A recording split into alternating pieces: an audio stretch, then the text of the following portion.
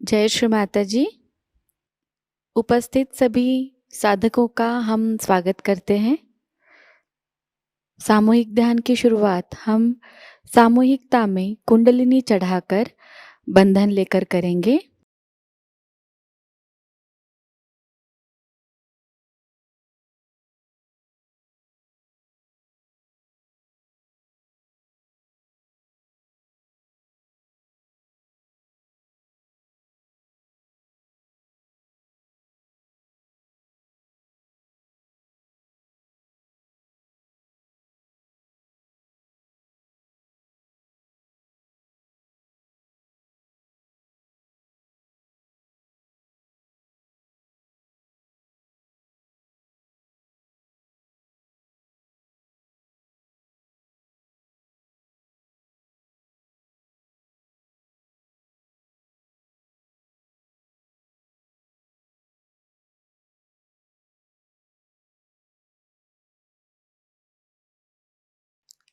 सामूहिकता में 3 महामंत्र और उसके बाद श्री गणेश मंत्र का पठन करेंगे।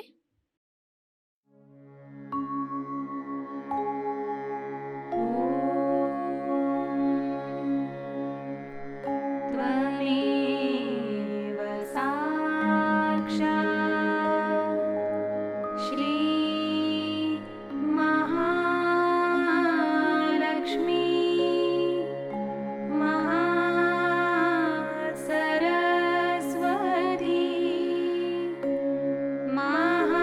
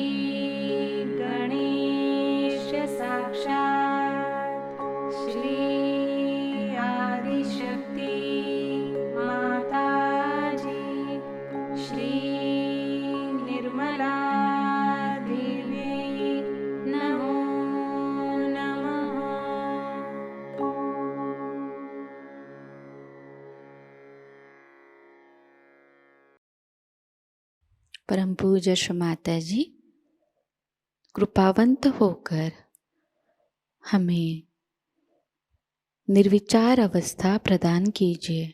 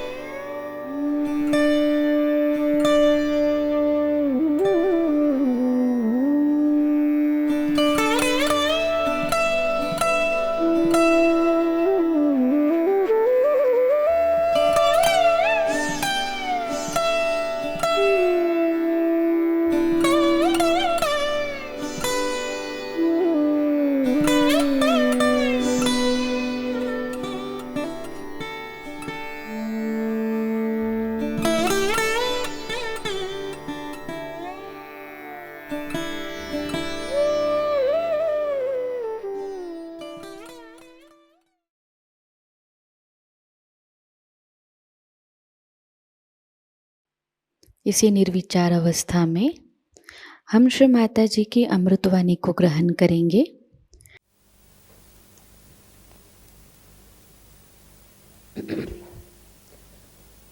It is a great day when Christ came on this earth. And you know about how he was specially created to come down as a human being to work out the salvation of the people.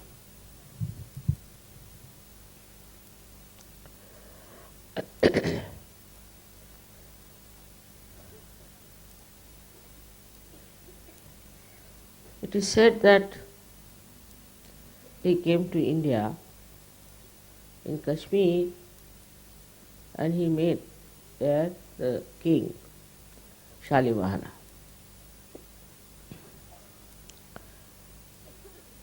It's all in Sanskrit. I've read that the conversation took place between Christ and King Shalimahana, who was a great devotee of the mother. And he asked him, "What is your name?" In Sanskrit it's already. So he said, "I come from a country where people believe in filth. And I think this is my own country." So Shalimahana said, "You are such a great person who has come on this earth. So you should go back to those countries to save them and to tell them about the pure principle of life. In Sanskrit it was written Nirmala Tattvam. And Christ went back, and after 3.5 years only, he was crucified.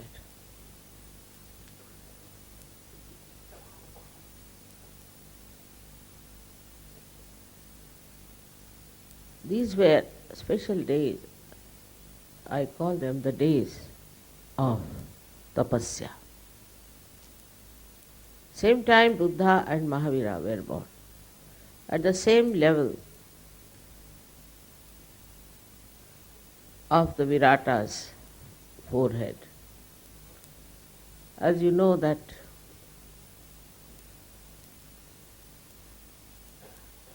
according to Vedas, there are 7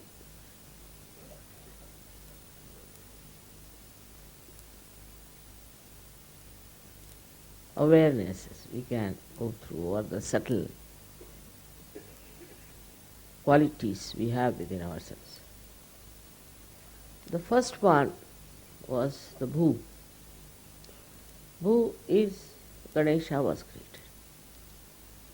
Second is Bhurva, meaning Antariksha, means all that is created around us.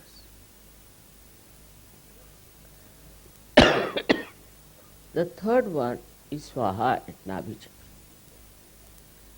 Swaha is the one where you consume everything. It's, in modern times we see people go on consuming everything. All kinds of books they will read. They'll go to all kinds of things, and if you tell them, why do you do it? What's wrong? Why do you dress up like this? What's wrong? This just consumption of everything goes on. But then at that time also there is another great thing within us, is called as Swadha, where we sustain the dharma within us, Swadha, dharma of everything. See, those people who say there should be no blind faith and this and that. It's not blind, but it's an inner urge. Why we love our parents? Because there's a dharma within us. Why do we believe in our country? Because there's a dharma within us. All these dharmas are there. Why a wife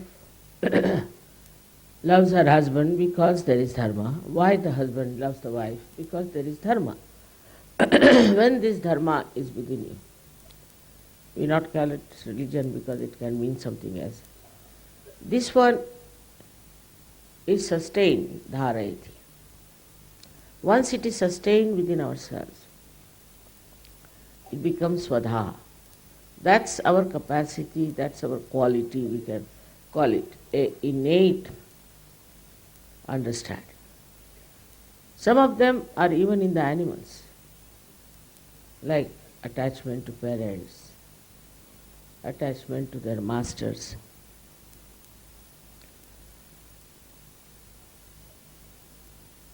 Then comes the higher awareness, where your mana, now it's not mind, there's very confusion, there's a big confusion of mind. You see, English language is really quite confusing. Mana means by which we have emotions. Now recently I read that they are now talking about not only of IQ but EQ, means emotional coefficients. That means a person who has only intelligence is not all right. He must also have the balance of emotions. They are coming to it now. But first they only used to praise people who have IQ. That's not the situation. So now it is different, perhaps they are realizing that through intelligence how people have created chaos violence, all kinds of destruction on this earth. So now they are talking about a higher capacity within us called as EQ, which capacity is emotional. This emotional capacity comes to you as the inner urge, as the inner capability, which you cannot avoid. A person may be anything in life, but if he has no love, if he hasn't got any emotional feelings, then he is not complete. Now these emotional things also could be very limited, no doubt. They could be something that get attached to somebody or something can happen. As also the IQ, where we get attached to some idea, like Hitler had some idea. And he believed that it was the truth and he has to do it. So when you get attached to one idea like that, you can just do things which are not at all helpful, supportive or nourishing to reality. All these things have happened. Wars, destruction. Also, as you see nowadays, the people are trying to secretly destroy others. All these are coming as the anti-feeling, where the mana has developed a domination of the intelligence, where emotions are dominated by intelligence and rationality.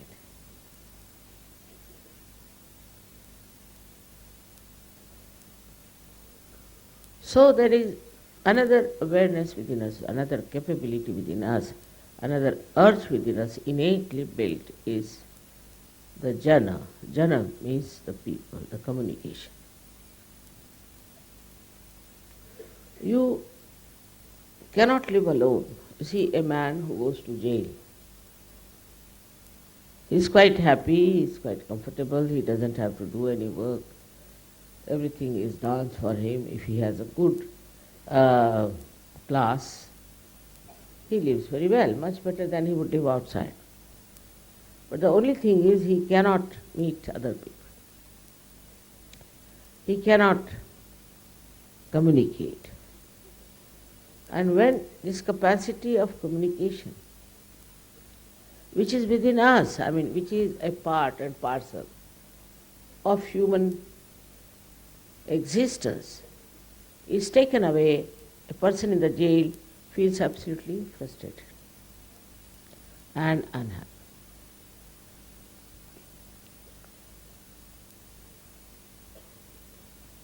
He doesn't mind laboring, doing all kinds of menial work, as long as he is not in the jail, cut out of the communications with others.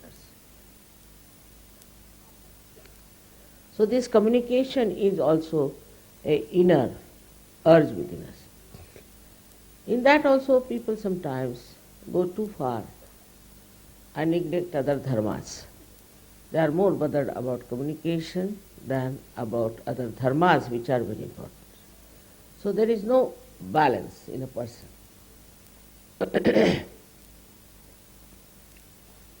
Then comes the sixth awareness within us, which is a very interesting thing. One was where we take to conditionings. Say, if I am an Indian, then I am very proud of Indians. I can never see anything wrong with them. Or I may see everything wrong with them. It can be both ways. How you have been conditioned is the point. And this conditioning comes to us through our sixth center of Agya. And another thing that we develop when somebody tries to condition us or to control us, we try to get out of it, or sometimes we try to dominate. This dominating capacity is also within us, innately built. Both things are innately built within us, that we go on getting ourselves conditioned. For example, I would say that in very stupid, silly manner, people get conditioned. It's impossible to get them out of it. It always comes out of self-centeredness, that a person has no value for understanding.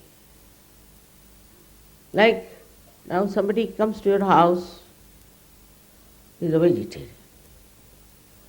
All right, stays with you. So I'm a vegetarian.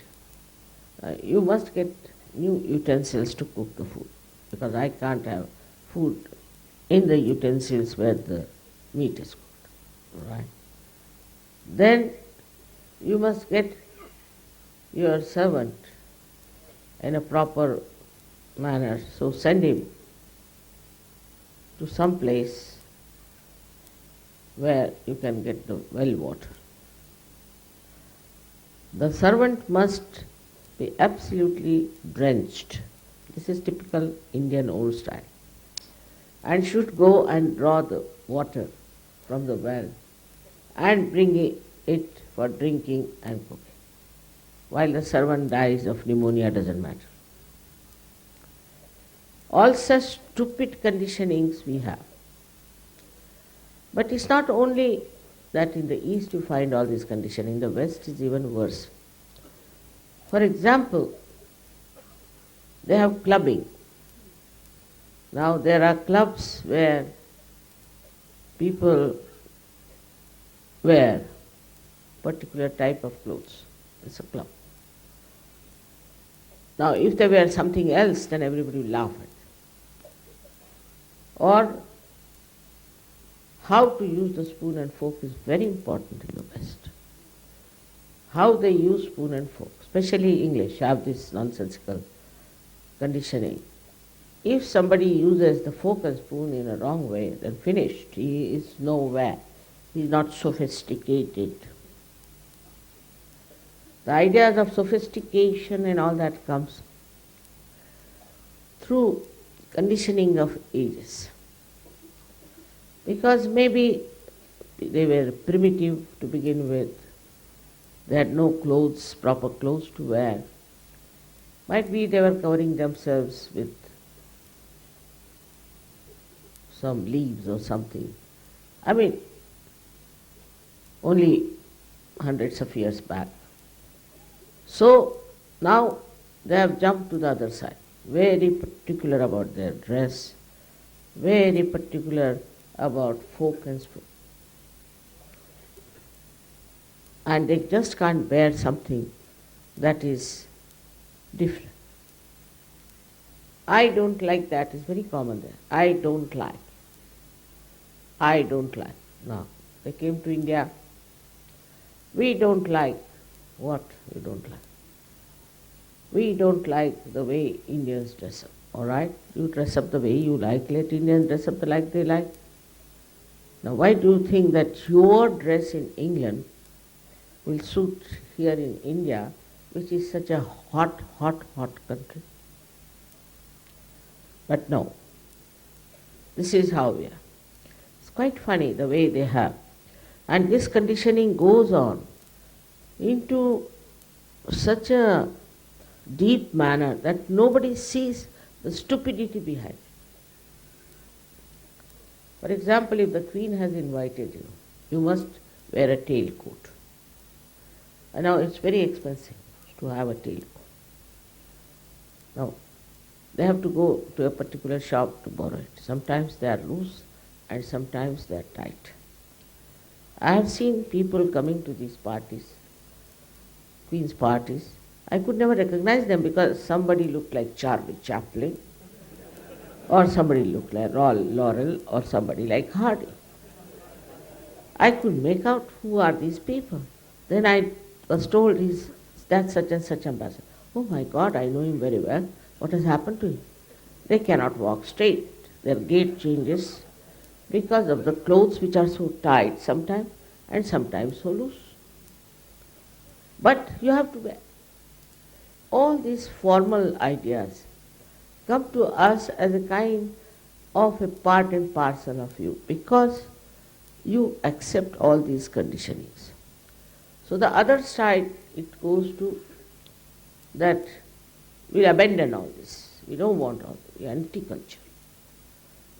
So I met one gentleman who was wearing a pant which had lots of holes in it. Imagine in the cold of London to wear a pant like that. So I said, why do you want to wear a pant which has holes? He said, this is a holy pant. Holy? My goodness, it will give you varicose veins. It's horrible. What's wrong? We are anti-culture people, so we are taking now to holy pants. I mean, such stupid people are not only who are uneducated, but very well educated people, highly placed people are so conditioned. And this conditioning has caused so much damage to human beings. For example, to accept Freud had become just a complete religion in the West. Freud became Christ at that level, though he was a Jew. And he dominated the Western culture so much that I just couldn't understand the impact of this stupid man who would have been thrown in the sea if he had come to India. But the conditioning part is everything is written is law. And they accepted this man so much that the culture of the West became absolutely self-destructive throughout. No respect, no morality, nothing was lofty, all value system shattered. Because they accepted this kind of nonsense because it was written. Even today, I hear, in such and such book such is written, in that book such and such thing is written. This is terrible condition. For example, it's written in the Bible that Jews crucified Christ. Nonsense. Just use your brains. How can Jews crucify Christ? They were in the multitude. In any country, have you heard that a person can be crucified with the general opinion of the people? It's the government, the Roman government did that. But to put the blame on the Jews was a very good idea of a very cunning man called Mr. Paul. And people accepted that because it suited them to hate the Jews. Then the Jews started creating people like Freud. So all such conditionings also have reactions. And these conditionings then build up. And once they build up, their reactions also build up. And you have a country full of all kinds of chaos, fear, violence, and destruction. The conditioning is more also with the idea of possession. This is my land, this possession is mine, that is this, that. Like this it goes up to a point where people who believed in the formless God also fight for the land. Why should they? They believe in the formless God, so why should they fight for the land? But they'll go on fighting for the land. And this fighting for the land can go to any extent of very cruel things that whole country can work out. Conditionings are of every kind if you see, are blinding your eyes. For example, they believe in Quran. Simple thing is, Quran was never written by Muhammad Sahib. He never knew how to read and write. So, it's a fact. For 40 years it was not written. There was a fellow called Mubayya or something like that, who killed Hazrat Ali, his sons. The second Khalifa. The first one died very early. Then he killed the third one also.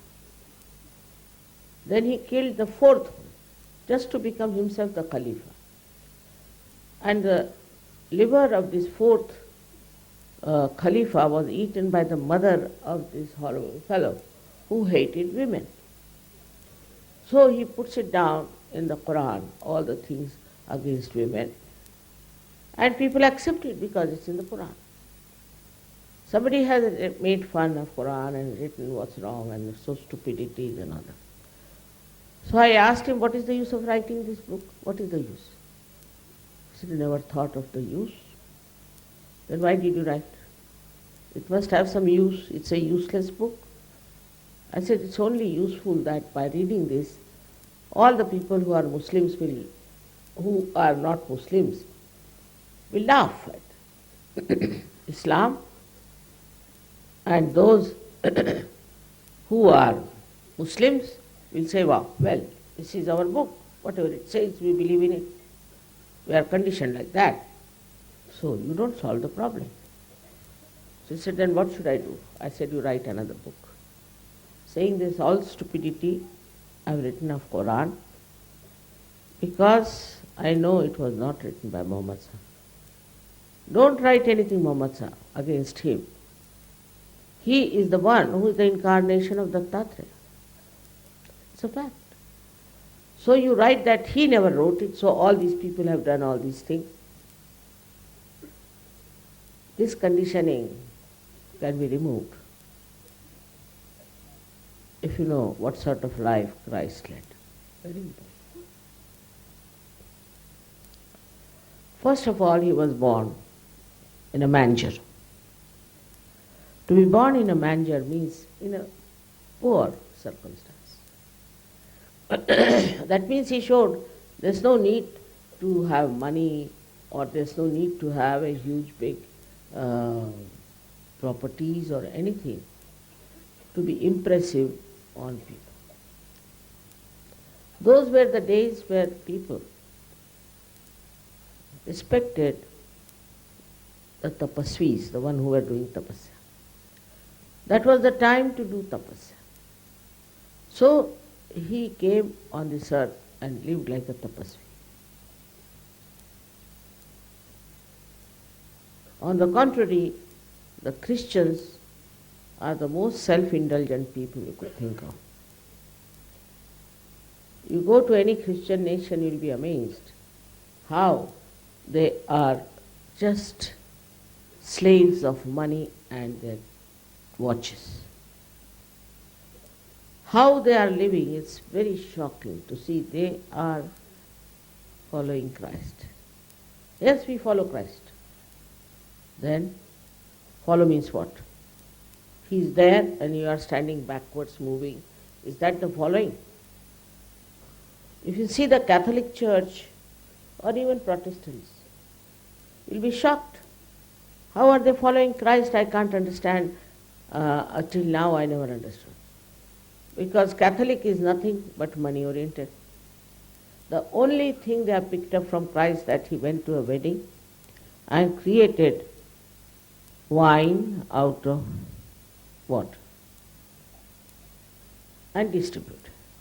Now this wine is just the juice of the grapes. It's also called wine in the Hebrew language. Thank God I have read Bible in Hebrew, translated directly. So it's called draksharas.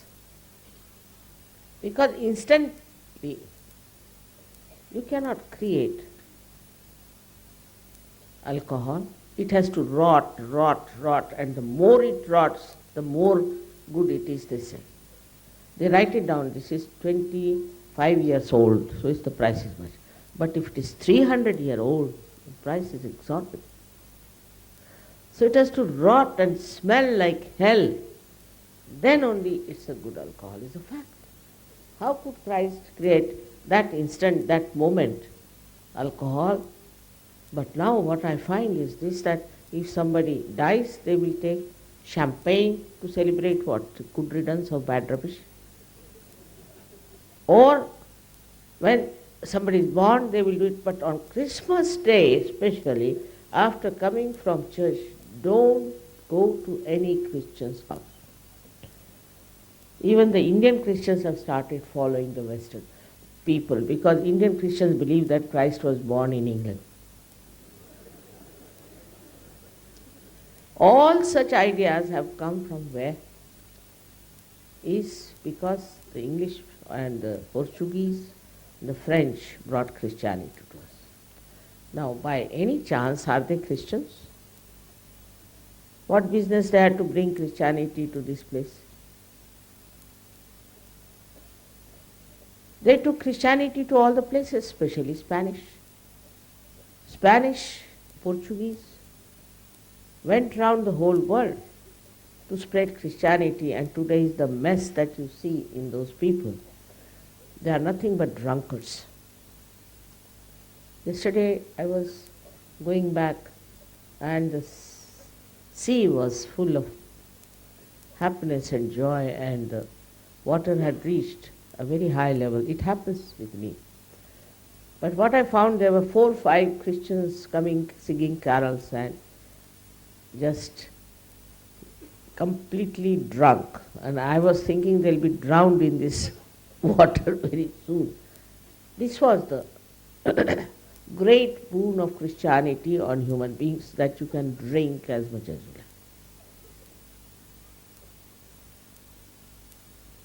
Now this drinking has come, I should say, from where? God alone knows. But it has come also from the Christians. And the Muslims also drink, no doubt. But they hide and drink. They don't openly drink and don't call it a religious duty that you should drink. Imagine in the church, when they give communication, they give you some sort of a dirty smelling wine. After that, how can you have communication? Once you are drunk, you are finished. But all these things happen. So, today we are talking about Christ. He is sitting in a position of Agya Chakra, controlling pineal and pituitary. By that he controls our condition. If we follow him, then we cannot be conditioned by anything. Because he talked of spirit only. Spirit cannot be conditioned. Conditioned by anything. Whatever is good, that will be accepted, good, congenial to the spirit.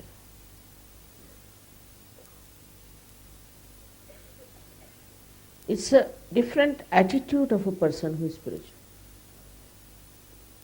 Like we had people here, I know they are not very comfortable. Some of them are put into the stands here and there. But they are enjoying, because they are enjoying the spiritual atmosphere. They don't care where they sleep, where they live, what they have. This is all because you have entered into the kingdom of God. But those who have not, so much worried, this is not good, I want it this way, that way, all material happiness they seek, trouble everybody, criticize everybody, get angry with everybody. But actually, they haven't got spiritual joy. And they can never be really in joy unless and until they become fully spiritual. Christ has openly said that you have to know yourself. Same in Quran. Muhammad Sahib has said, unless until you know yourself, you will not know God. There are lots of truths in Quran I find left over by this Muwayya, and also in the Bible, also in the Jews.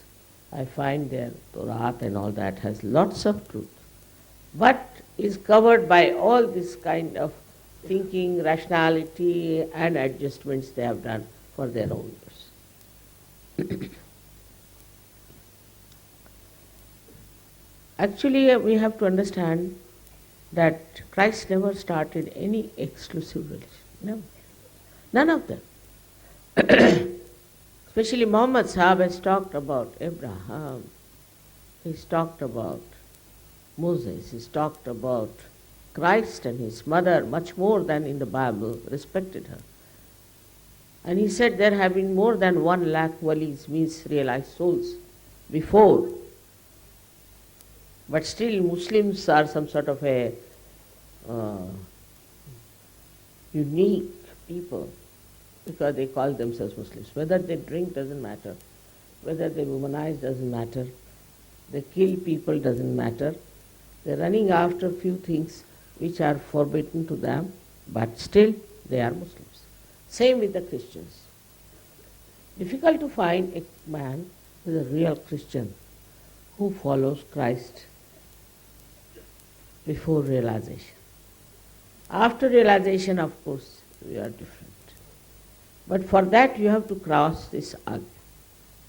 Agya also is there, which has to control your ego. Christ in his lifetime showed how ego works. His own crucifixion itself shows how Christ, such a great incarnation of purity, was crucified. Shows what people are like, what they did to him, how he was troubled and tortured by these stupid people, and then how he was crucified by the government. In the beginning there were many Sahajogis, I should say they were called as Gnostics. Gna in Sanskrit means knowledge. Who had the knowledge about self? Christ has said, thou shalt. He said that, know thyself. You have to knock at the door. Meaning you must have Shuddha Ichha. Otherwise it won't work out. Nobody can force. He controls the ego. He is the one who gives you the balance. But if you go to the West, you know they are nothing but some sort of a stupid donkey-like ego.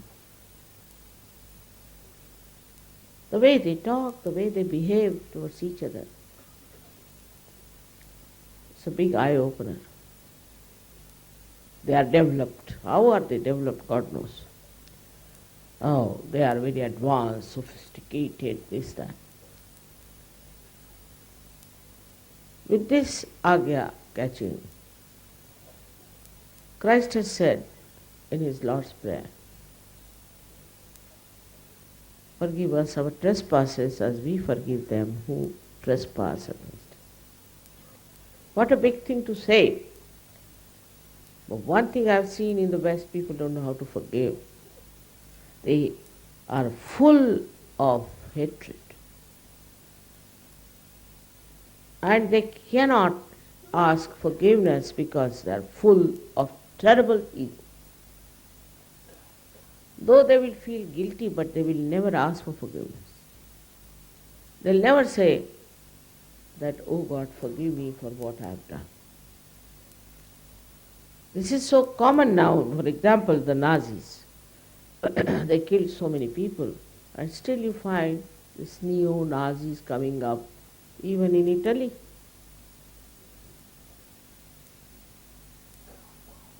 They are not ashamed as to what they have done. This happens because there is no really connection with Christ. Firstly, if you have connection with Christ, your ego has to be finished. Absolutely. And this ego, which comes to you from various sources, is a myth. Is a myth. With this ego, people try to befool others and show off. Like there's a story of Shapesh, I don't know if you've read about him. He came to a king and told him that I'm a great architect and I'll build a big palace for you. And this. The way he posed, the king believed him. He said, all right, go ahead. I'll send you so much money. Now with this whole attitude and the way he was describing himself, all his gestures full of such ego, that this king also got completely lost. He gave him lots of money. And in 6 months' time, he came back and said, I built your palace, come and have a look. He went there. He saw it was just the same land, there was no palace, nothing. So king thought something gone wrong with him or what. He was again looking, and what does he find? He finds there was no palace, nothing. Immediately he realized that his ego has befooled him. So, the king was very clever that way, he realized it. So he started saying, see, this is the main road by which we'll go, and there's the palace, now the door opens. Nothing there. It's all just a story. And now here is your throne, and please be seated on it. He said, first you sit. He made this Shapesh to sit on a throne which never existed. Now imagine, it was very painful. He said, you sit, I want to see you sitting there, I like it. For 1 hour he made him sit. For 2 hours he made him sit. Ultimately, Shapesh fell at his feet and he said, sir, I'm sorry. There is no palace, there is no throne, nothing of the kind. But the king had lost all his money, so he imprisoned him. He was beaten up and did all kinds of things. So this is the end of false ideas about oneself. This ego can take you to such a heights of stupidity. And the culture where it is pampered is the worst culture. I've seen advertisements where they say you must smoke this particular cigarette because it expresses your ego. But according to Indian culture, to express your ego is absolutely something very stupid. People laugh at such person, the one who tries to show his ego. In Marathi language, if somebody is trying to show off, then they say he is climbing on a small little shrub of chana. It's the whole system is such. So nobody can develop any ego.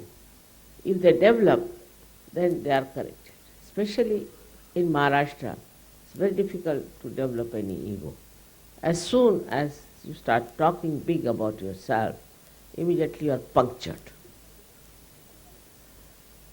But in the north, of course, a little bit allowed, I think. And people do talk big. We are great politicians who talk very big. I'm going to do this, I'm going to do that, we're going to have this project, that project. This. One thing Christ never said such a thing. Never he talked. What if you see his sermons, is so deep and so enlightening. Despite the effort of this gentleman, Mr. Paul, you see Christ talking to people, giving them different ways of explanation. What happens after realization, how a seed is sprouted and how it can get spoiled, and very beautifully he explained to people. I think I didn't have much effect at that time.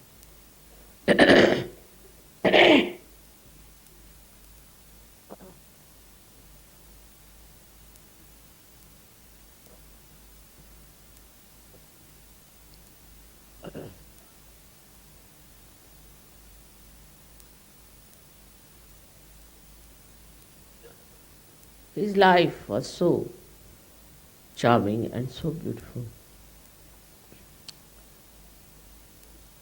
Like a shooting star, he came on this earth. But he left such a remarkable impression on people. His crucifixion was a part of the game because he had to make the way in the Agya Chakra to cross. The Agya Chakra he was crucified. But his message is not crucifixion. People wear the cross and I feel very hurt about it. He crucified himself. But that's not the message. That's not you should celebrate that he crucified. There are people who celebrate it. You have to celebrate his resurrection. Resurrection, because human beings are to be resurrected. In Sahajayoga, nobody is crucified and is resurrected because of one crucifixion of Christ. That was enough. That was sufficient. You can't carry the cross on your shoulder. Don't have to. He's carried for you. He's done everything for you. He said also that he died for all the sinners, is a fact. If he had not done that, it would have been difficult to open your agyas. Because two problems I told you is conditioning and ego. His crucifixion has helped. The loosening of these two horrible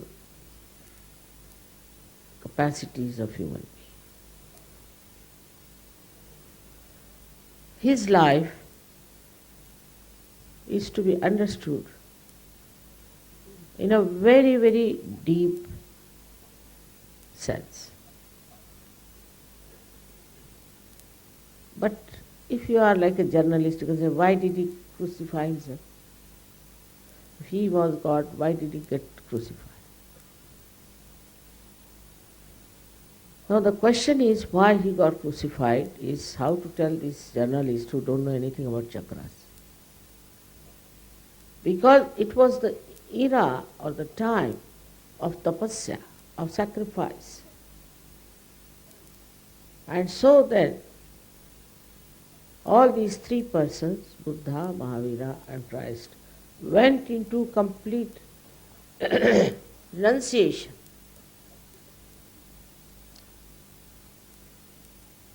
They led a life of a great tapasvis.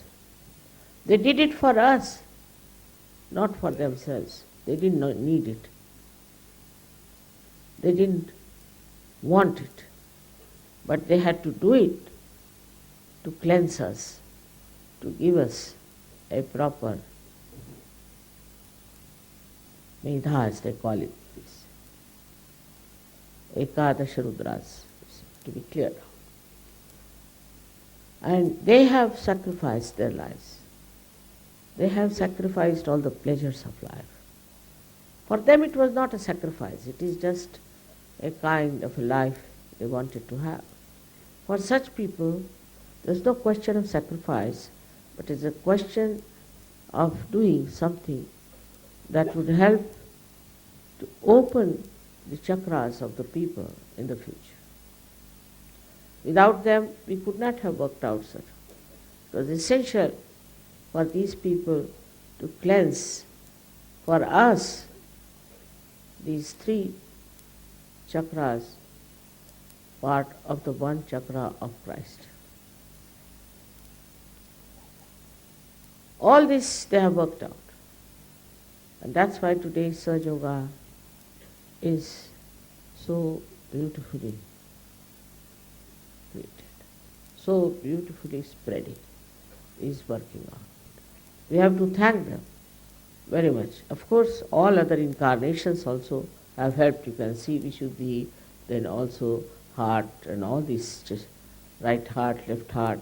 All these angels, as they are called in the Bible, have helped us to cross over.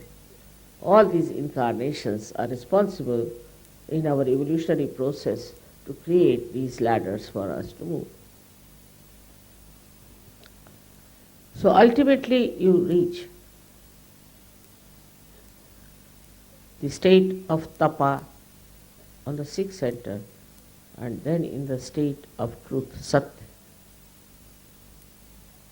Then the truth comes to you through Sahajayoga, in the brain, in the limbic area, when the Kundalini enters.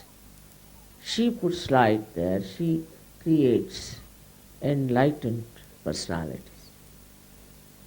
And then she joins this all-pervading power of divine love. And with this divine love, you are completely changed and transformed.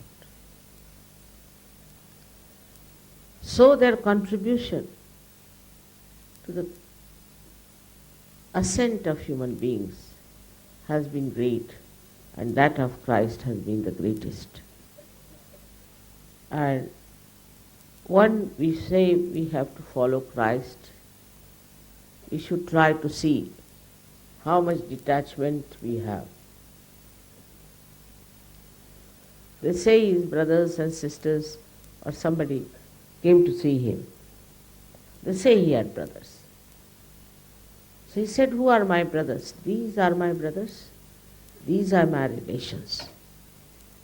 Ganeshwara said the same, that they will become your relations, soyarika. Techi soyarika. They will be your relations. They will be your brothers and sisters, and not those who are not enlightened. They are not your relations, because they don't understand. They don't have entry into the kingdom of God. So they are not your relations. In his lifetime, he led a life of a person who was very simple. Didn't bother about clothes or anything. All the conditioning of the worldly things were not him. But he was not shameless type of a person who would accept any kind of a nudity and this and that. Even about Mahavira, there's a big misconception. He was once praying in a garden where there were lots of bushes, call them kunjas. And in the bush his cloth, which was only one cloth he was putting on, was caught up, so he cut half of it and was covering himself. Sri Krishna went to test him, and he said that I have nothing, I am just nude. So why don't you give me your cloth, because after all, you are a king. So he took out his cloth and gave it to Sri Krishna and got some leaves to cover himself, and he was in his own garden and went into his own palace. Now if you see the Jains, they make everything so horrible and insult him all the time. Most of the people who follow all these great incarnations really all the time insult them. They don't follow, they insult. And by their behavior, you see, we form such a bad opinion of all these people.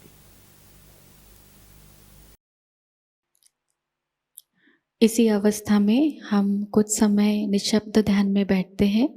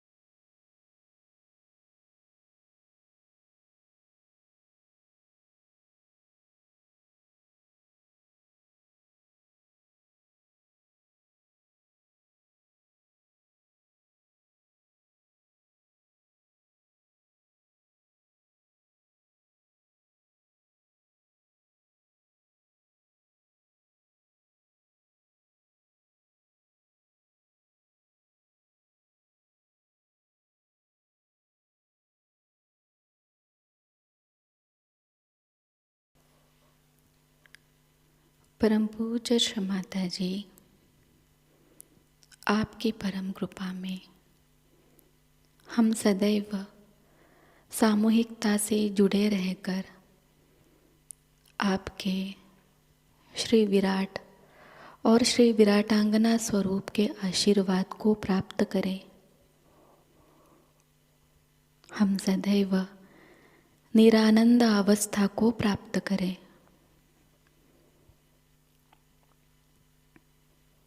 Shri माताजी, आपकी परम कृपा में अपने प्रकाशित ज्ञान से अनन्य भक्ति में उतरकर हम सहजयोग का प्रत्येक कार्य करें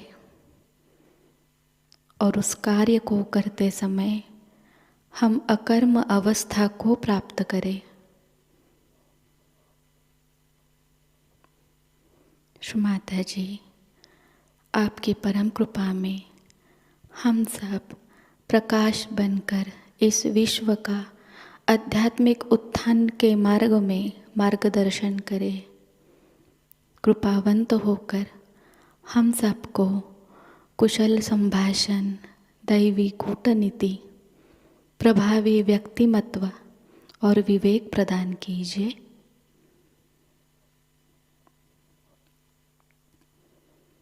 श्री माताजी, आज का यह सामूहिक ध्यान हम आपके श्री चरणों पर समर्पित करते हैं। कृपावंत होकर हम सबको और इस विश्व को आशीर्वादित कीजिए। परम पूज्य श्री माताजी को प्रणाम करेंगे और सामूहिकता में कुंडलिनी चढ़ाकर बंधन लेंगे।